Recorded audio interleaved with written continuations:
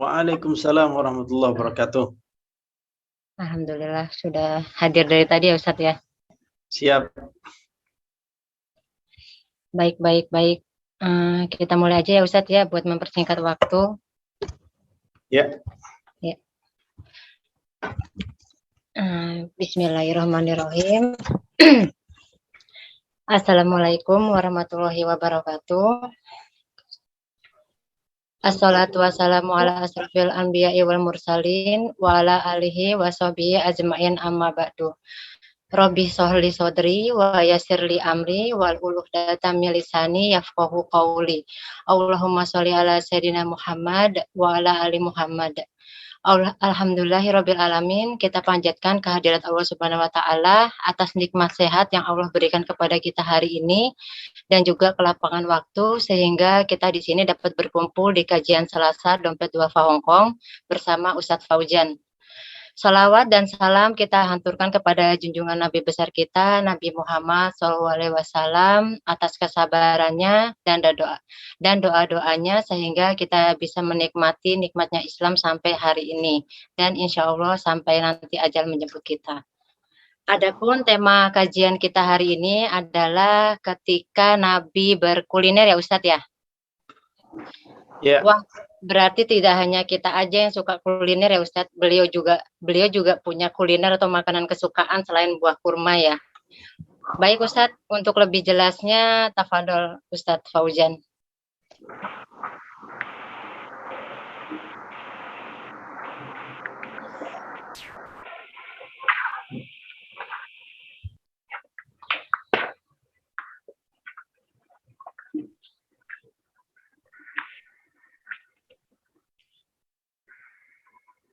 Assalamualaikum warahmatullahi taala wabarakatuh.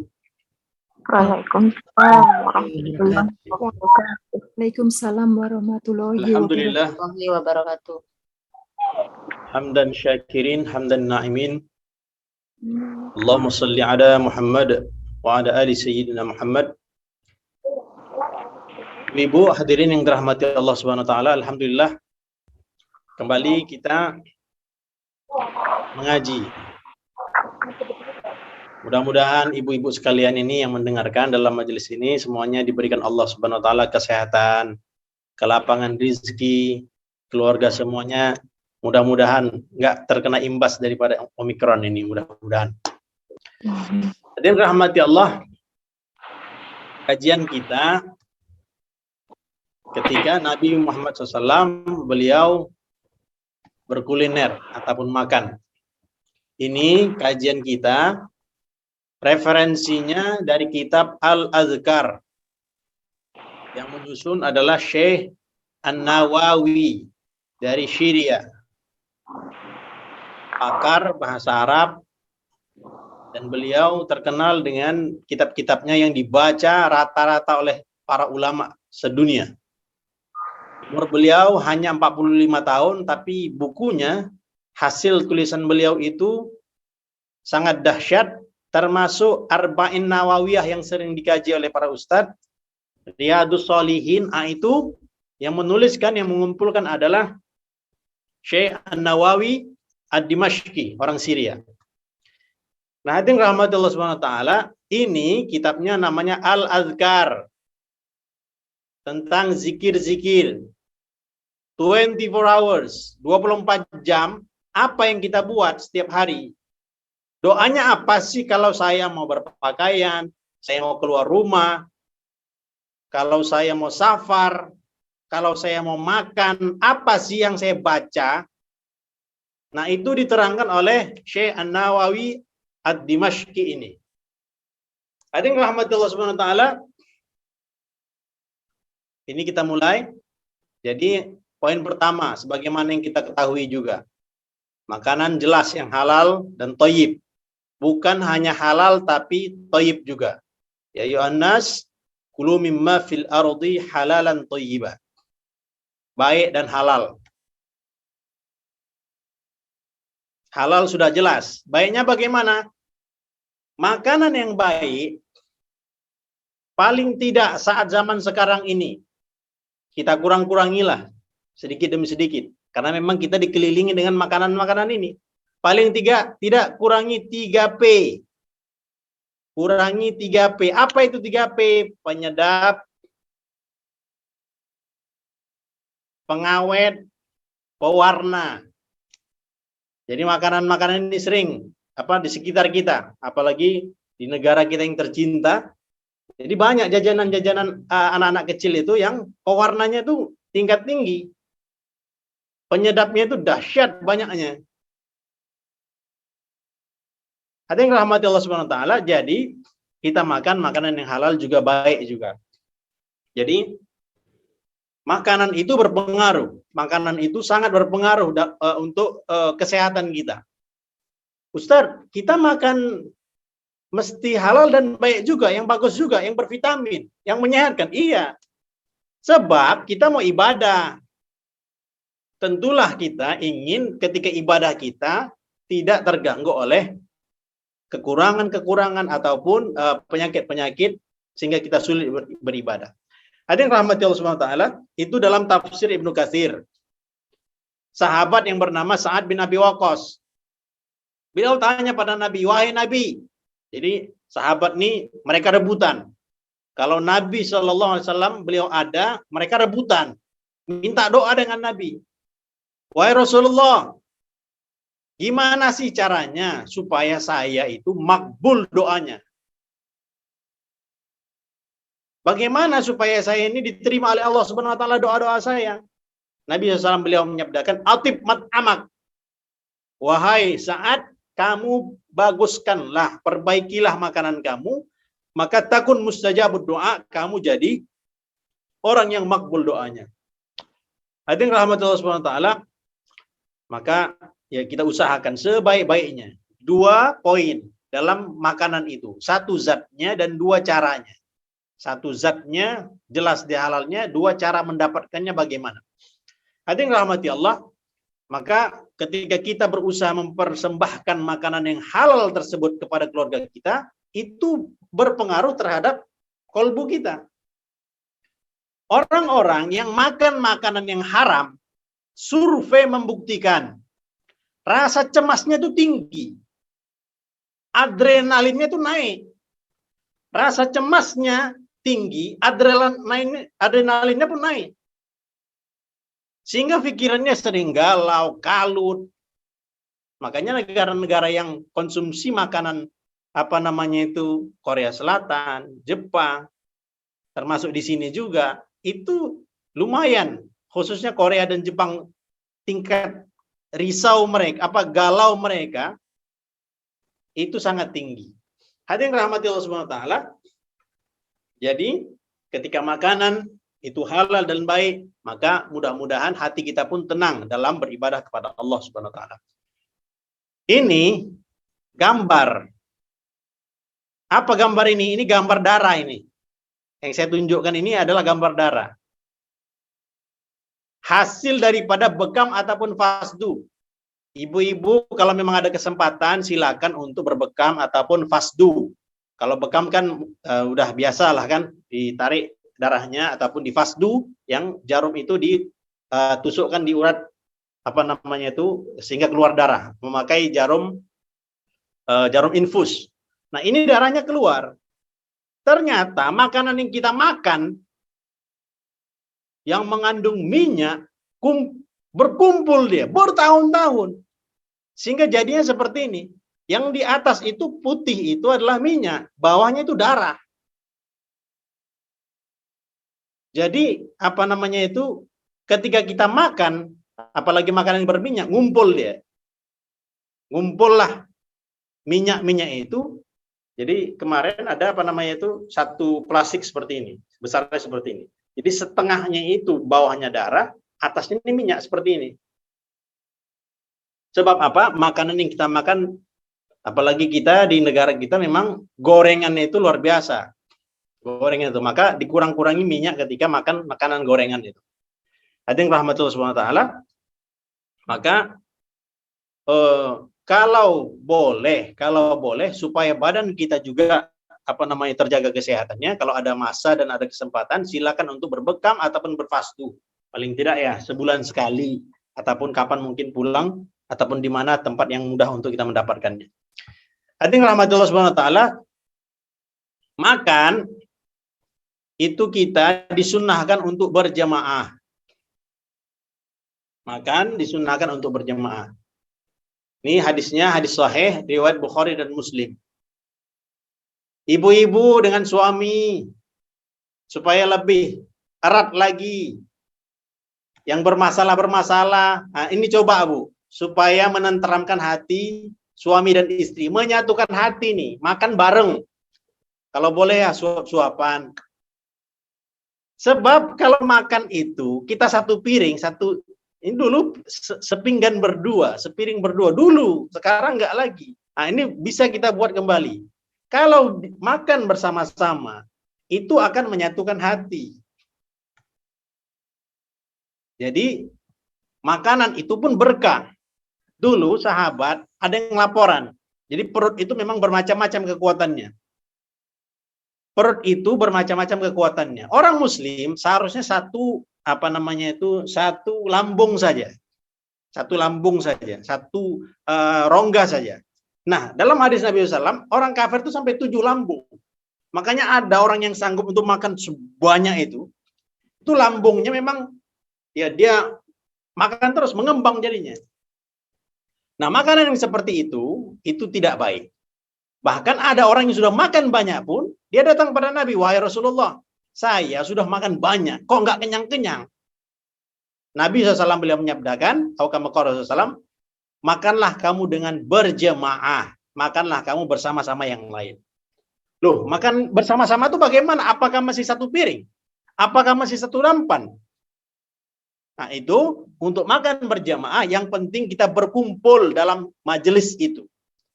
Jadi, walaupun piringnya berbeda, tetapi kita ngumpul, nah itu juga dinamakan makan berjamaah. Bagus lagi, afdal lagi, makan memang dengan satu nampan ataupun satu pinggan bersama keluarga. Jadi, makanan, jadi orang-orang yang kekurangan misalnya nasinya pun hanya cukup, kalau porsinya hanya satu orang, cukup untuk 2 orang. Ini hadis Nabi Muhammad SAW. Dalam hadis sahih, makanan porsi 1 orang cukup untuk 2. Makanan 2 cukup untuk 4. Bahkan makanan yang 4 sebenarnya cukup untuk 8 orang. Jadi ini bahwa pentingnya untuk makan berjemaah. Ibnu Hajar Al-Asqalani dalam kitab Fathul Bari, beliau mengatakan, keberkahan ini merupakan satu-satunya alasan dianjurkan makan dengan berjemaah. Jadi, kalau makan berjemaah apa yang dicari? Ya berkah. Bukan yang lain. Khusus yang dicari, poin utamanya adalah berkah makanan. Penting. Apakah penting berkah makanan itu kita cari? Ya penting. Sebab ada orang yang dia setelah makan lemas. Ibadahnya makin lembek. Nggak kuat. Sholat tarawih makan kebanyakan.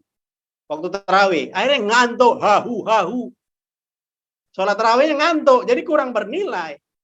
Sebab makannya kebanyakan. Jadi makanan yang berkah itu bagaimana? Tambah kuat ibadahnya. Tambah rajin baca Qur'annya. Kok makin lemas? Nah, ini something problem berarti di makanannya. Maka ketika makan, kita niatkan, ya Allah, aku niat makan adalah untuk kuat ibadah. Hadirin rahmatullah subhanahu wa ta'ala, baca bismillah. Nah, ini ketika kita makan itu baca bismillah. Bismillah itu dahsyat. Bismillah itu berkah. Bismillah itu ketika kita makan, itu ada kekuatannya bismillahnya itu. Sahabat Khalid bin Walid. Khalid bin Walid itu sahabat yang beliau panglima perang. Gak pernah kalah kalau perang. Sebelum ketika masa jahiliyah ataupun sesudah Islam, itu hebat luar biasa. Siapa namanya? Khalid bin Walid. Nah, beliau satu ketika ditantang oleh kaum kufar. Kalau kamu berhasil bisa makan ini, minum ini racun, maka kami akan masuk Islam. Ditantang begitu. Sahabat Khalid bin Walid, beliau baca Bismillahirrahmanirrahim. Beliau minum nih, racun nih, dahsyat. Dan tidak berkesan di tubuh beliau. Hadirin rahmati Allah, maknanya apa? Kalau memang bismillah itu udah dapat kekuatannya seperti itu. Diceritakan ini dalam referensinya dalam kitab namanya Fawaidul Mukhtarah. Itu diceritakan ada seorang istri, suaminya ini nakal. Suaminya ini gangster lah kita bilang. Dan dia nggak suka kesolihahan istrinya, dia nggak suka. Istrinya ini asik dikit-dikit aja bismillah, dikit-dikit bismillah. Mau masuk rumah bismillah, mau buka lemari bismillah, mau masak bismillah. Sering ucapkan bismillah. Kesel suaminya. Maka satu ketika Dek dipanggil oleh suaminya. Ini satu bungkusan ini simpan ini dalam lemari. Diperintahkan istrinya untuk letakkan bungkusan. Jadi orang dulu menyimpan untuk uang kah ataupun benda-benda dalam ikatan kantong bungkusan.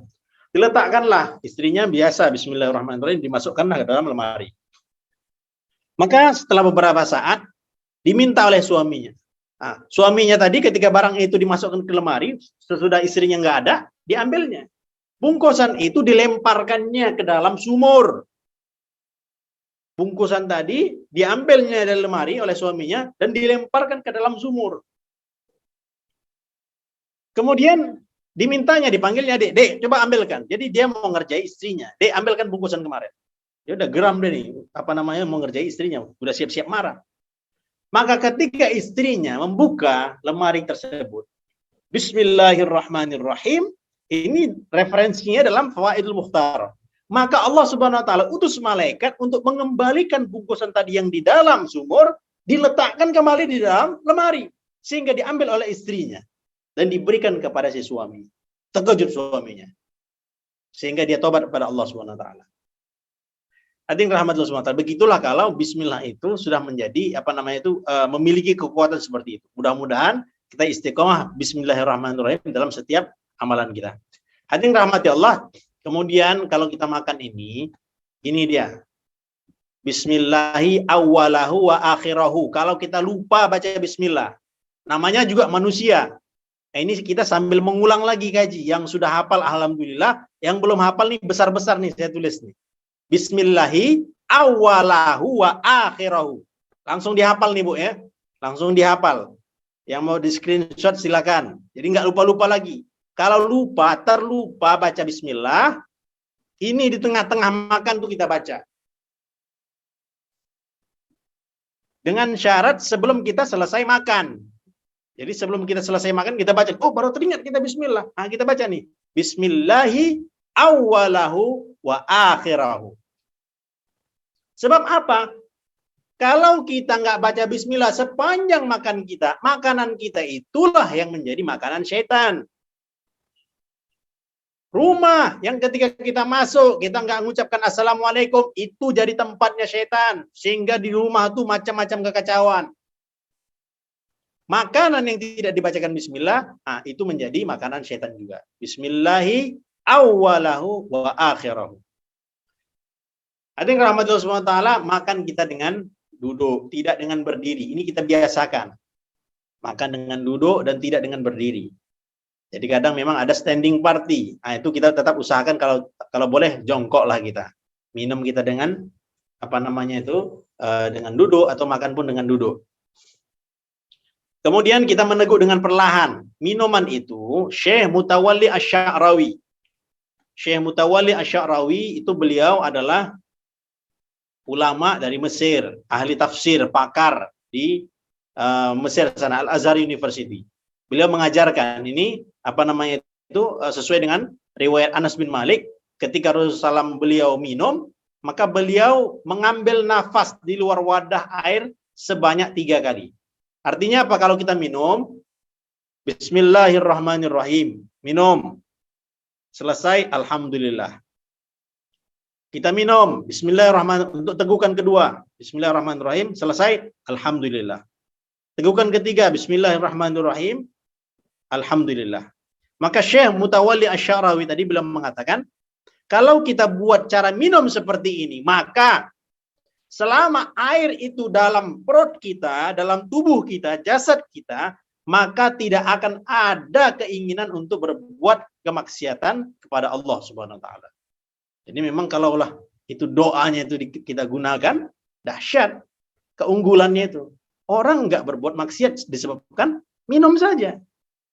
Nah, mudah-mudahan kita digerakkan Allah Subhanahu wa taala untuk istiqomah ketika minum, kita baca bismillah, alhamdulillah, bismillah, alhamdulillah. Hadirin rahmati Allah. Jangan bernafas ketika di makanan ataupun minuman. Jadi waktu kita minum, minumannya kadang minuman panas kah, itu kita tidaklah menghembuskan nafas kita. Kita hembuskan, kadang teh yang panas, kemudian kita hembuskan, untuk apa? Supaya cepat dingin. Sedangkan kita mengeluarkan CO2, karbon dioksida. Itu tidak baik. Racun-racun yang keluar. Jadi kita minum bismillahirrahmanirrahim. Jadi makanan panas itu ya dibiarkan saja, bukan kita hembus. Ataupun kalau mau ya kita kipas, mungkin kipas yang kertas itu. Kalau kipas angin kan berabu. Nah, ini kipas yang silakan untuk didinginkan. Nabi SAW kalau beliau ada makanan panas, beliau bawa keluar rumah.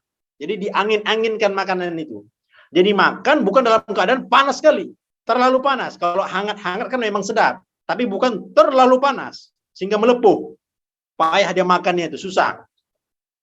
Jadi ketika makanan itu panas, bukanlah langsung dimakan, tapi diangin-anginkan. Nabi diangin-anginkan terlebih dahulu. Jadi hadis Bukhari dan Muslim, jika kalian minum, jangan bernafas dalam wadah air minumnya. Kadang anak-anak kecil kan minum sambil bernafas dia di dalam minuman itu. Jadi keluar itu karbon dioksida, CO2-nya. Jadi itu tidak baik. Minuman tuh bismillah, alhamdulillah, bismillah, alhamdulillah, bismillah. Jadi bernafasnya di luar. Bukan bernafas ketika minumnya itu, bukan. Ini hadisnya hadis sahih Bukhari dan Muslim.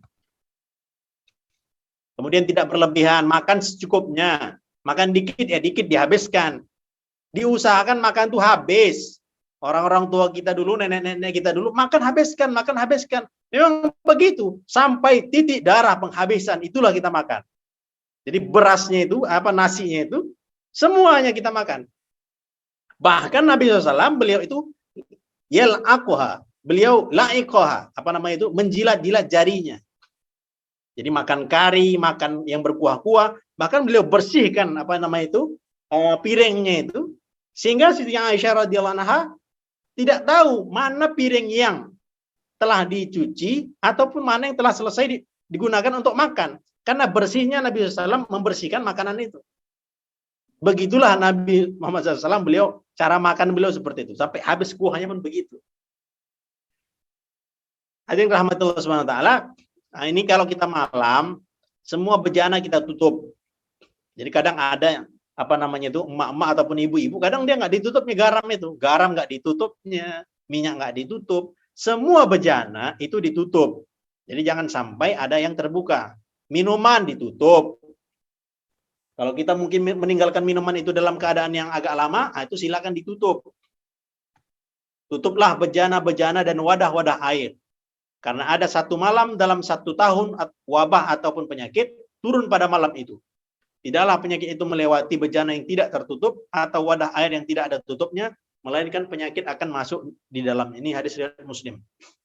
Jadi kita tutuplah bejana, gula lah, garam, minyak. Nah itu silakan ditutup ketika malam hari khususnya. Kemudian rahmatullah subhanahu wa ta'ala, ini kita juga penting supaya menjaga antahfazal ra's wa ma wa'a wa tahfazal batan wa ma hawa. Jadi kita jaga perut kita, jaga pikiran kita daripada perkara-perkara yang tidak baik. Nah ini doanya yang ketika kita selesai makan. Ini adab makan ini banyak. Makanan kesukaan Nabi, labu. Memang jarang kadang labu itu. Tapi memang itu termasuk salah satu makanan yang disukai oleh Nabi. Madu, kurma, itu makanan-makanan yang menyehatkan. Nah ini doa agar kita diampuni kesalahan setelah makan. Tentulah kita banyak kesalahan. Nah supaya makan kita tuh diampuni dosanya oleh Allah Subhanahu Wa Taala. Baca doa setelah makan apa nak? Alhamdulillahilladzi at'amani hadza. Ini tambahannya. Jadi ada yang doa yang kita biasa kita ucapkan, ini tambahannya. Alhamdulillahilladzi at'amani hadza at'am wa razaqanihi min ghairi haulin minni wala quwwah. Ini hadisnya riwayatnya Hasan, riwayat Mu'adz bin Jabal. Alhamdulillahilladzi at'amana wa saqana wa ja'alana minal muslimin. Itu kita baca. Alhamdulillah anak kita udah hafal. Ini tambah lagi dikit lagi. Supaya dosa kita diampunkan oleh Allah Subhanahu wa taala. Alhamdulillahilladzi udah kita hafal nih. Tinggal dikit aja. At'amani hadat ta'am wa razaqanihi min ghairi haulim minni wala quwwah. Ghufira lahu ma taqaddama min dzambi. Diampunkan dosanya yang telah lalu. Jadi apa namanya itu, itulah Bu sekitar mungkin mengenai makanan, khususnya lagi tadi khususnya kita biasakan kalau mungkin ada mungkin dengan tangan kanan, dengan duduk, itu diusahakan betul kita jaga dalam kehidupan kita. Demikian mungkin yang boleh saya sampaikan. Mungkin jika ada pertanyaan Bu silakan. Jazakillah khair Ustadz atas penjelasannya. Mari kita buka sesi tanya jawab. Bagi teman-teman ada yang bertanya silakan bertanya atau bisa diketik lewat kolom chat. Silakan teman-teman.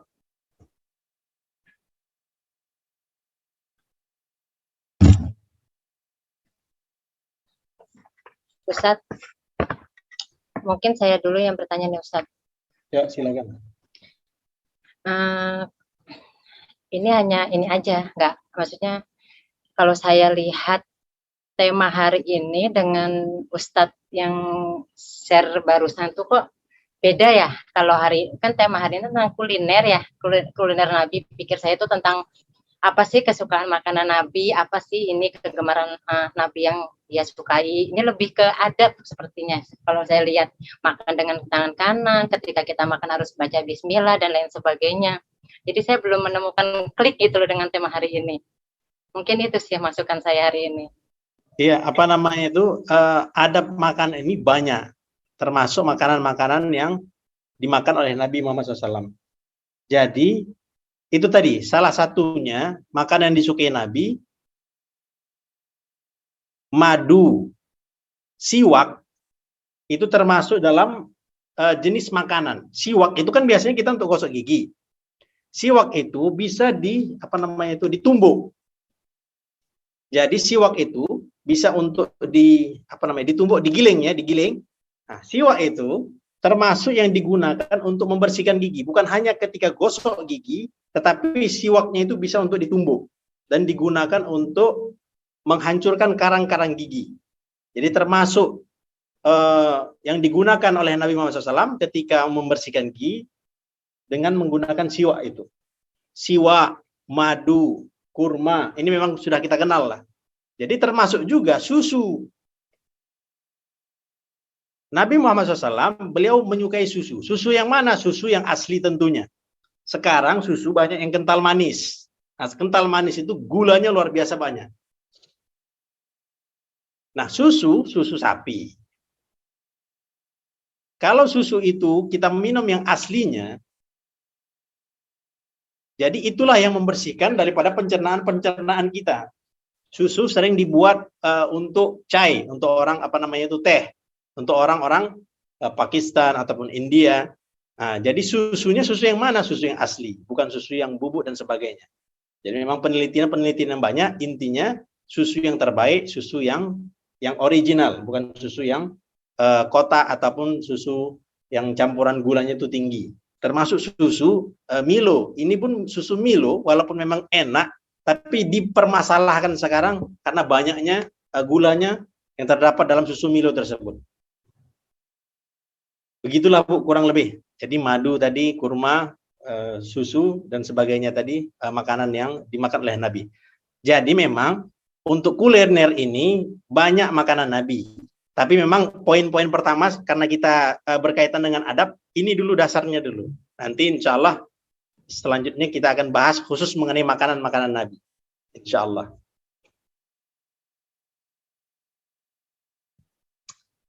Baik Ustadz, berarti temanya hari ini harusnya adab ya. Baik, teman-teman ada yang bertanya tentang tema hari ini? Silakan Ibu Imet. Biasanya pertanyaan selanjutnya dari Ibu Imet. Belum ada, Lipa. Oh, belum. Gini Ustadz, apakah ada spesifik tentang apa ya, kayak kita kan tahu kayak ada Maulid Nabi gitu loh. Maulid Nabi identik dengan acara Nabi gitu. Apakah ada hal-hal makanan khusus buat Nabi pada saat itu seperti kayak nasi kebuli dan lain sebagainya gitu Ustadz? Kok saya masih agak ini aja tema hari ini. Ya, makanan untuk Maulid itu tidak harus biasanya untuk orang-orang yang banyak keturunan Arabnya. Nasi kebuli. Apakah nasi kebuli itu makanan Nabi? Tidak. Makanan di masa Nabi itu bukan nasi kebuli. Makanan yang dimakan itu adalah sarit. Sarit itu apa?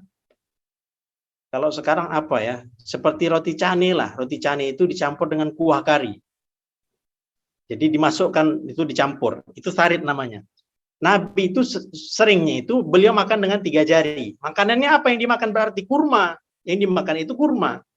Loh, kok sekarang maulid-maulid pakai nasi kebuli?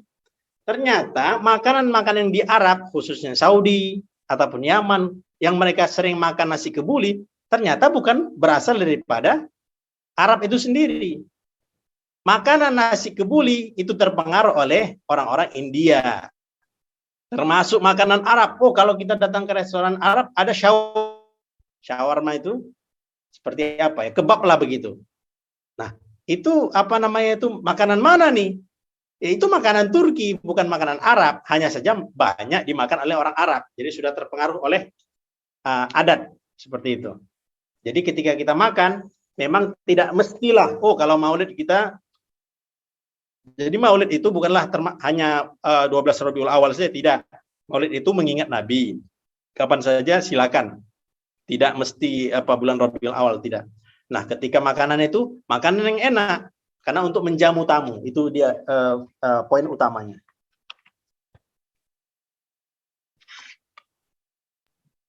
Baik Ustadz, terima kasih. Silakan teman-teman, ada yang bertanya? Alifa. Silakan Bu Imet. Assalamualaikum Pak Ustadz. Waalaikumsalam warahmatullahi.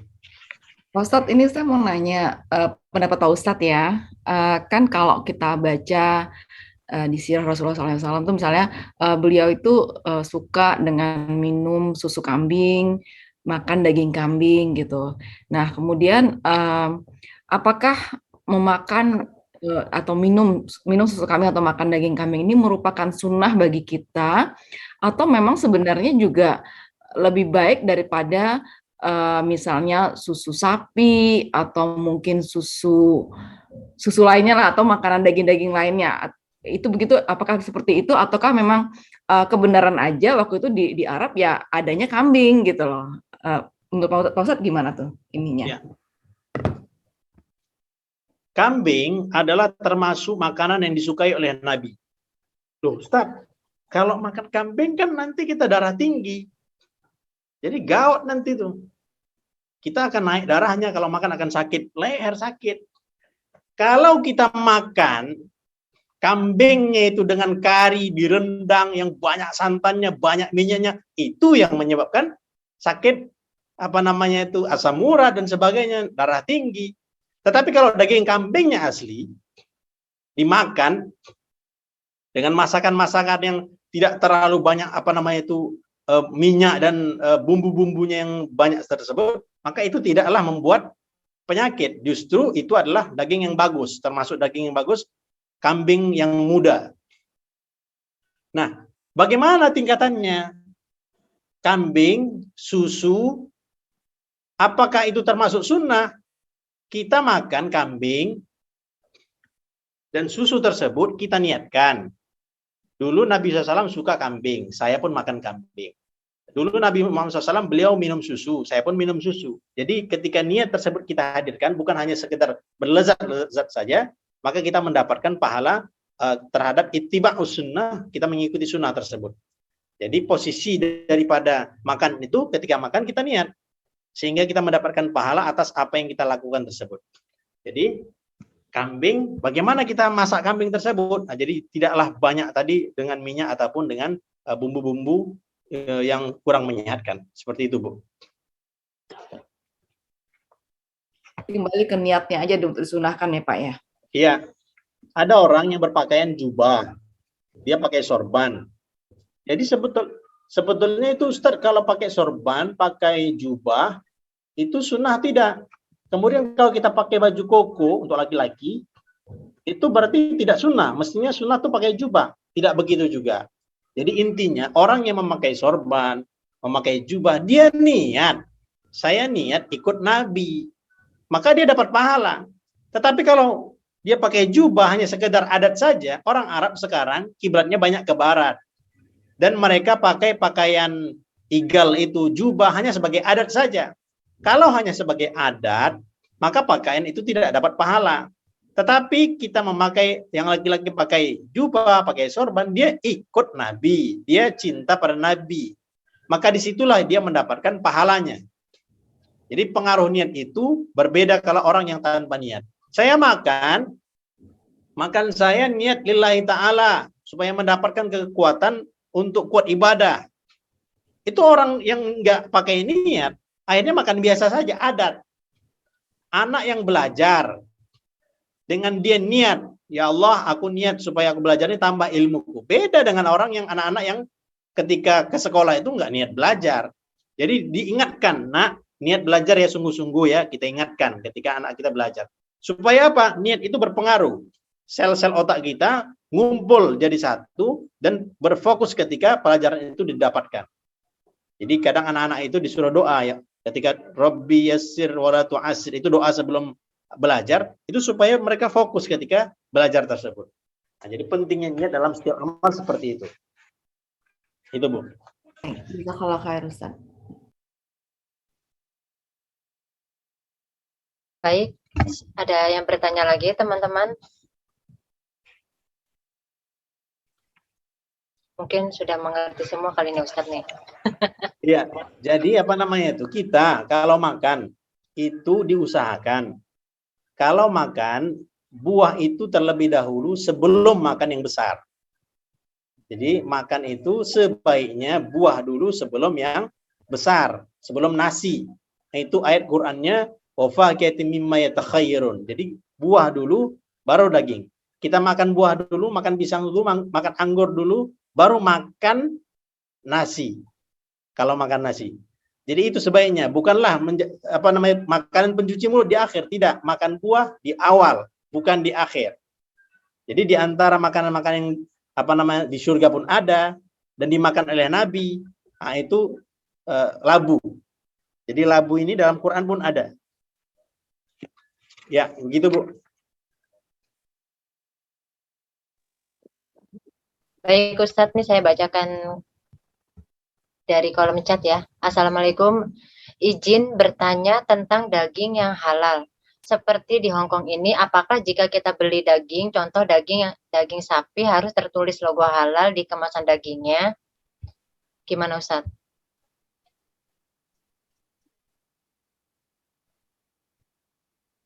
Orang yang ketika dia di luar negeri, sebetulnya kalaulah memang daerah itu, contohlah daerahnya kita di Indonesia, ya. Kita di Indonesia, kita beli daging, yang mana memang kampungnya itu kampung yang Muslim, itu tak perlu kita tanyakan lagi, jelas. Oh kan kita masih hati-hati, itu babnya lain. Antara fikih dengan tazkiyatun nufus, ini beda. Kalau fikihnya, ketika makan daerah kita adalah orang-orang Muslim. Kita beli daging dengan orang yang Muslim, udah jelas. Jadi tak perlu kita ragukan lagi. Itu kita hilangkanlah keraguan-raguan.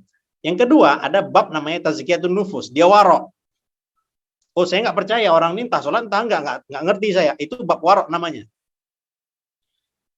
Ada orang yang dia punya paman yang ketika dia diundang, jadi pamannya buat acara. Kemudian kita ini adalah keponakannya. Paman tadi buat acara yang kita tuh mesti datang. Kalau kita tidak datang, dia marah.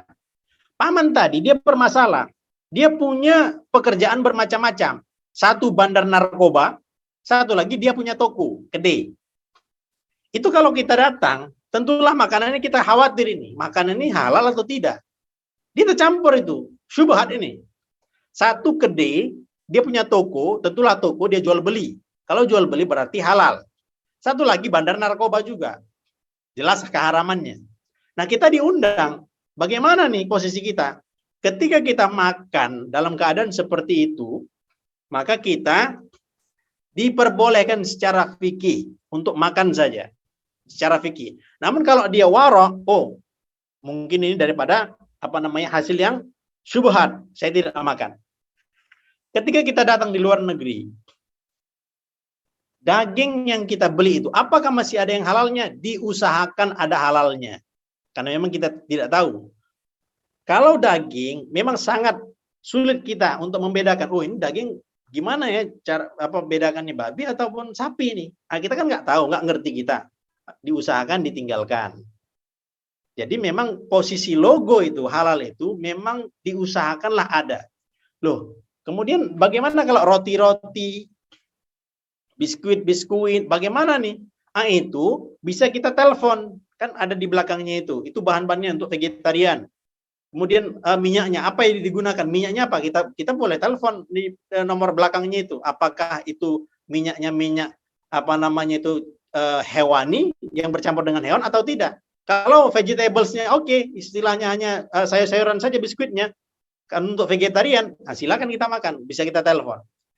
Walaupun tanpa adanya logo halal. Tetapi itu kembali tadi, kalau kita ini tazkiyatun nufus tadi, untuk sifat waroknya itu kembali ke masing-masing. Tetapi kalau untuk bab daging, diusahakan. Karena memang sudah ada kan dari Brazil juga, dari Indonesia. Jadi memang diusahakan ada logonya. Karena kita kadang nggak tahu mana daging halal ataupun yang tidak halal. Seperti itu, Bu. Kalau sudah ada logo halalnya, sudah kita percaya. Kalau mau makan, silakan. Kalau saya ragu, itu terpulang kepada dia.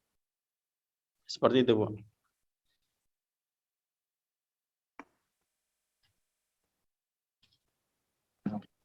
Terima kasih.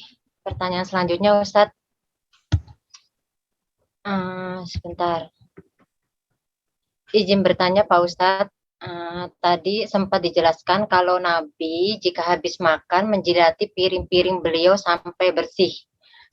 Kebetulan anak saya sesekali melakukan hal tersebut kalau pas makanan yang dimakan pas cocok buat dia. Tapi sering kusuruh berhenti terutama kalau pas makan di luar.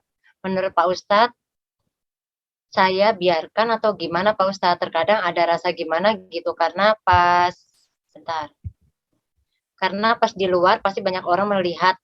Terima kasih banyak Pak Ustadz. Iya, kita hidup di negara banyak orang non-muslim. Jadi kita pun sebagai percontohan juga dan sebagai duta-duta Islam untuk di negara sini. Maka kadang memang tidak semua adab itu kita lakukan seluruhnya. Kalau di rumah silakan untuk kita lakukan, anak kita biarkan kalau memang istilahnya dia sangat menikmati makanan tersebut. Bahkan memang itu sunnah memang untuk kita menjilat-jilati jari sampai habis nasinya, habis kuahnya. Tetapi ketika di luar, agar orang non-muslim itu mereka tidak sangka buruk, tidak berpikiran yang negatif terhadap Islam, maka mungkin di luar silakan untuk ditahan. Tidak seperti itu. Karena ketika di luar, takut sebagai sebab dolalah, sebab kesesatan. Orang mandang tidak baik. Jadi ada fikih itu, ilmu fikih itu kadang tidak semuanya. Ada fikih dakwah. Ada fikih yang memang untuk penerapan diri kita sendiri. Kalau untuk penerapan diri kita sendiri, silakan mengambil yang paling kuat. Oh, tadi saya nggak suka makan. Saya tinggalkan semua daging. Saya nggak mau daging karena nggak jelas ini dagingnya apa. Nah, silakan. Itu dia ambil yang paling kuat. Tapi untuk orang lain, nggak boleh kita tuh memaksakan bahwa pemahaman kita tuh mesti sama dengan pemahaman orang lain. Jangan sampai pemahaman yang kuat kita itu, jadi kita mengharamkan sesuatu yang masih diperdebatkan. Nah, itu tak boleh.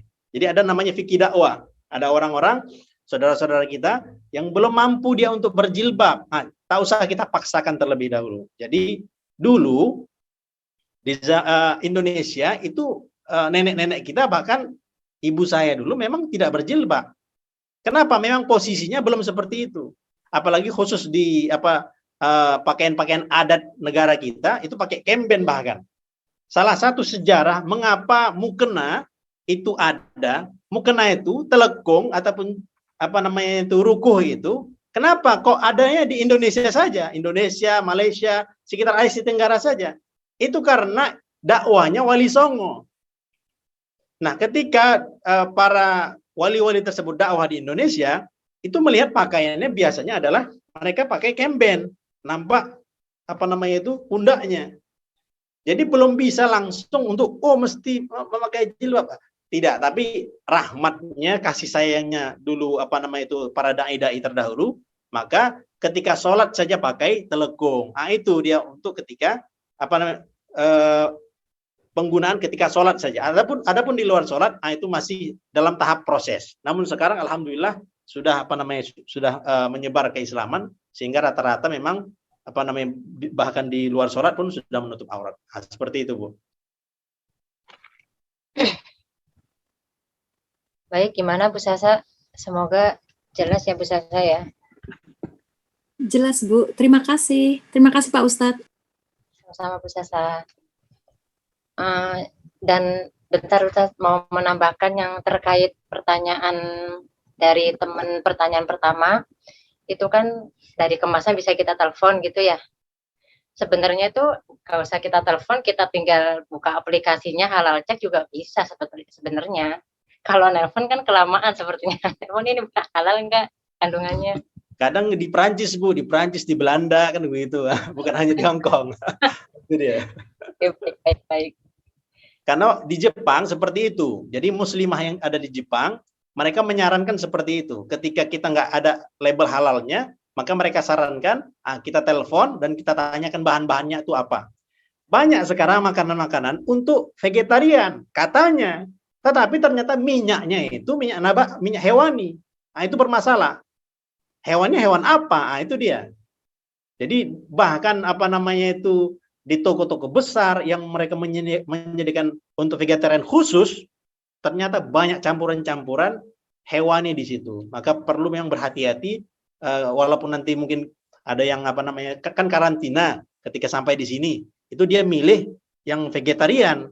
Lihat dulu tuh vegetariannya bagaimana, minyaknya ini yang masalah. Kalau sayurnya oke, minyaknya apa yang dipakai? Nah, itu dia. Jadi roti-roti atau mana bisa di call lewat nomornya.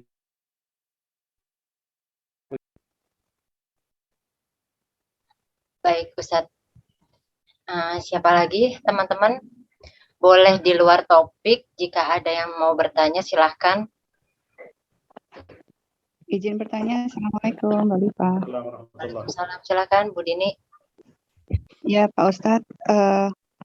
Boleh nggak saya pengen tahu bagaimana Rasulullah itu kan pernah ada di satu kisah kalau beliau itu Rasulullah itu pernah mengikat perutnya karena dia tidak mau apa namanya menyinggung perasaan istrinya gitu. Padahal karena tidak masak sampai kayak menahan lapar lah seperti itu.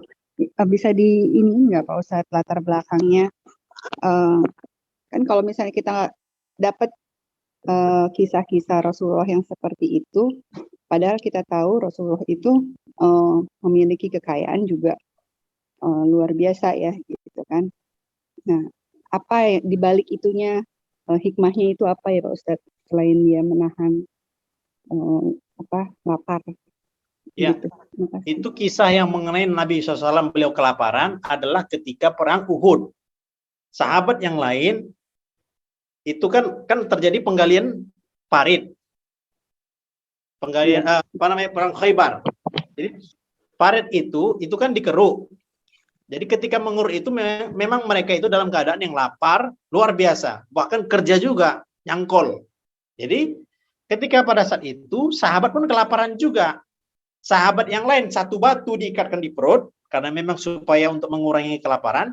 Nabi SAW beliau dua batu diikatkan perut. Nah, Nabi SAW ketika di rumah itu beliau tidak ingin menyakiti hati istrinya. Setiap yang ada, setiap yang dihidangkan itu beliau selalu ingin menyenangkan. Jadi di rumah itu biasanya Nabi SAW nggak mau. Bahkan satu riwayat Nabi SAW pernah terluka badan-badannya. Tetapi ketika sampai di rumah, beliau menegakkan badannya. Supaya apa? Supaya orang rumah itu tidak khawatir, tidak terlalu khawatir dengan keadaan beliau. Jadi yang ditampakkan ketika di rumah adalah yang senang-senang, bukan kesusahan-kesusahan. Antara urusan kantor dengan urusan rumah nggak boleh dicampur.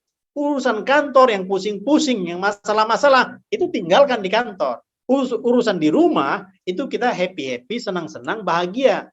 Banyak bapak yang dia ketika sampai di rumah pusing aja bawaannya, pening aja, marah-marah dengan istri, marah, anak-anak marah. Urusan kantor dibawanya pulang ke rumah. Nah, hadirin rahmat Allah Subhanahu wa taala, jadi Nabi SAW itu beliau tidak mau menyakiti keluarganya. Nah, sampai di rumah itu yang ada disediakan kepada beliau cuka. Mau makan tapi kok dikasih cuka. Kita datang nih, suami datang, sampai di rumah nggak ada makanan, yang dikasih cuma garam. Gimana istilahnya? Kalau saya mungkin marah, makan tapi cuma dikasih garam, nggak ada nasi, nggak disiapkan apa-apa. Padahal perut udah lapar. Tapi Nabi SAW ketika beliau sampai di rumah, nggak ada makanan. Nah, disediakan apa yang ada, apa yang tersisa di rumah? Cuka. Yang ada apa? Cuka.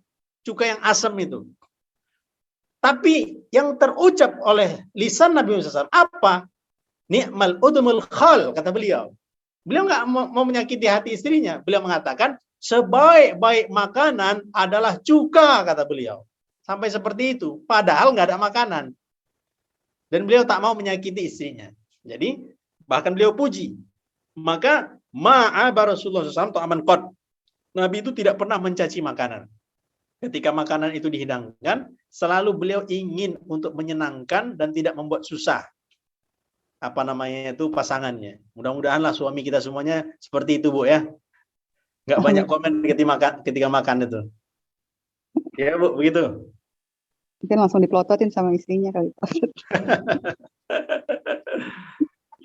Terima kasih Pak Ustadz. Ya, ini yang mahal, Bu. Makanya perlu istri belajar, suami pun belajar, biar sama-sama memahami di antara keduanya. Begitu. Iya, boleh nambah Pak Ustadz? Ya. Kita tahu hukum sunnah itu kan juga artinya kalau dulu yang kita pahami adalah melakukan dapat pahala, tidak melakukan tidak apa-apa. Tapi pemahaman yang sekarang yang harusnya kita tanamkan adalah apapun yang dilakukan oleh Rasulullah, insya Allah itu pasti ada berkahnya. Jadi bukan berarti tidak apa-apa, gitu kan?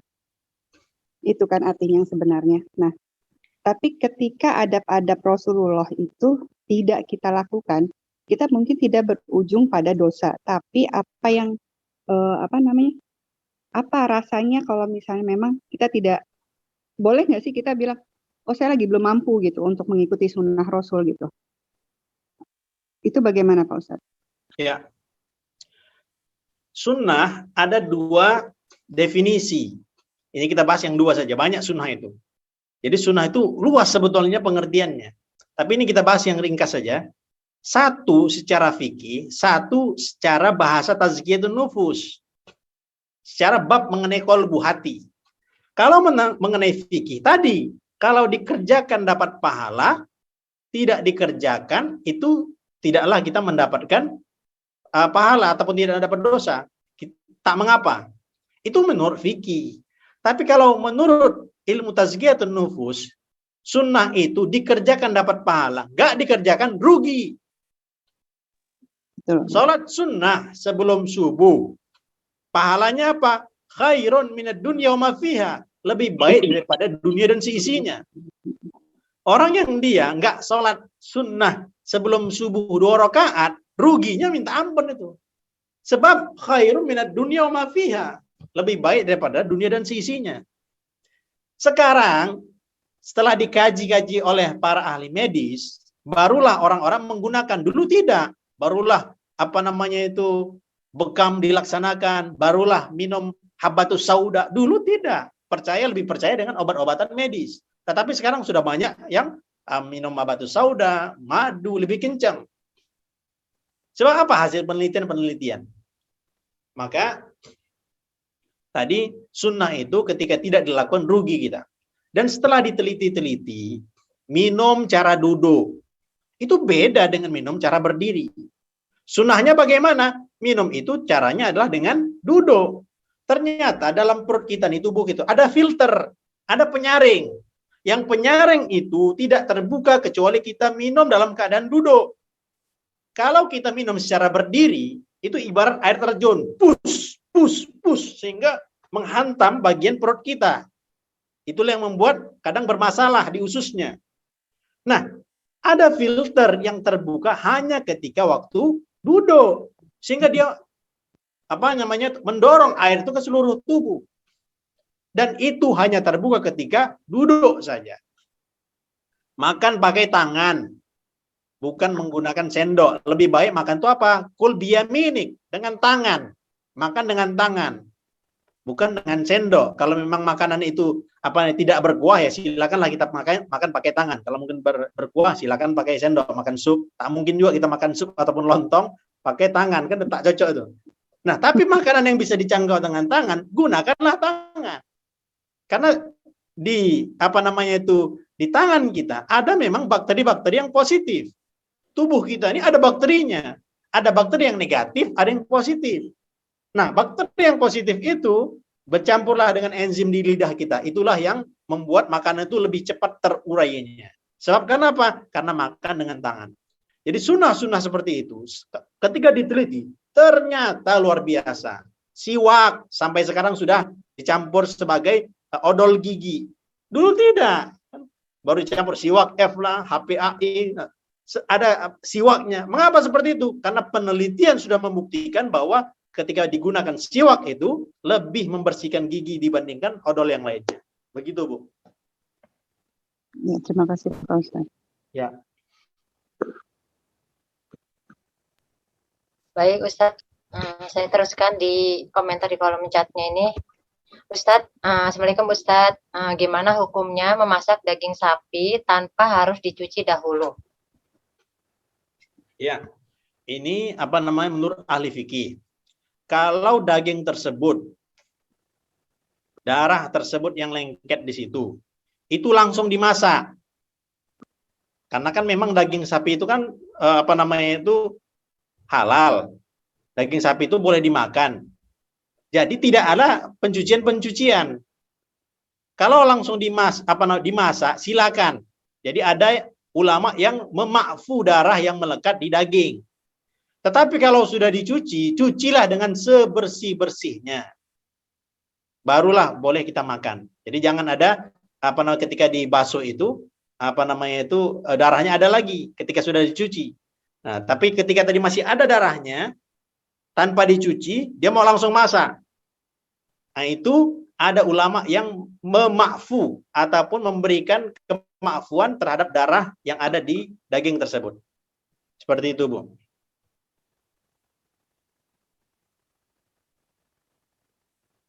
Silakan jika ada yang lain, Bu.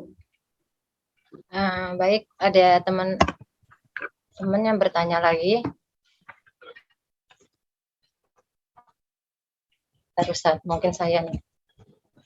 Lagi.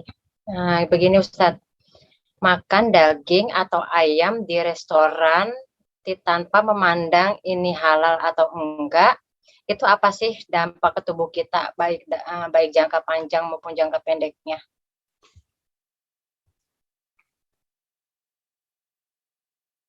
Makan di toko, kita nggak mikir halal atau haramnya. Sedangkan di mana, Bu, posisinya? Di Hong Kong. Kalau kita di Indonesia, itu aman, insya Allah. Karena negara kita mayoritas Muslim. Tetapi kalau kita di sini, itu kan rata-rata ya tidak jelas. Sehingga keraguan-raguan kita tinggi daripada tidak.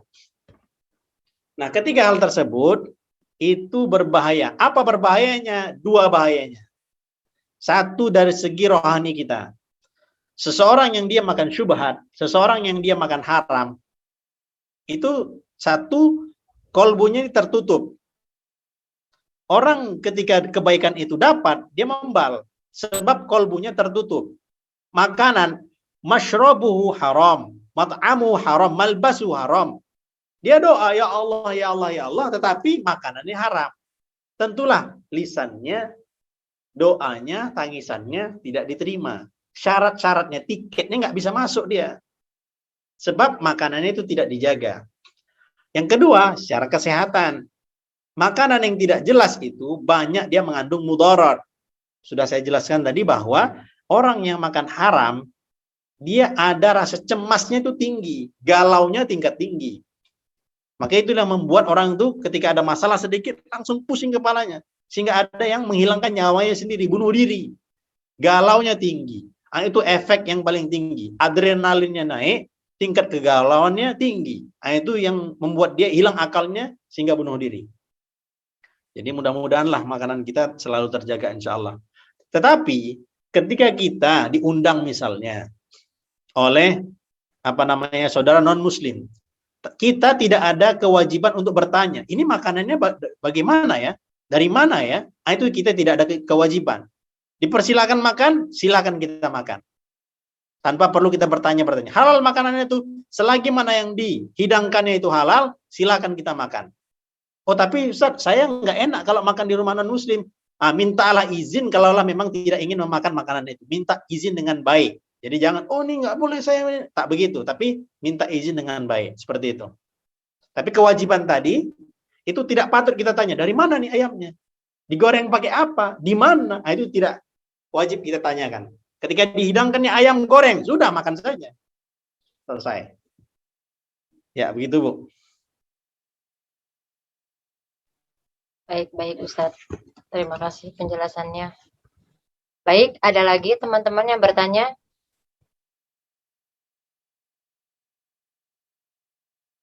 Sepertinya tidak ada nih Ustadz. Ya, cukup.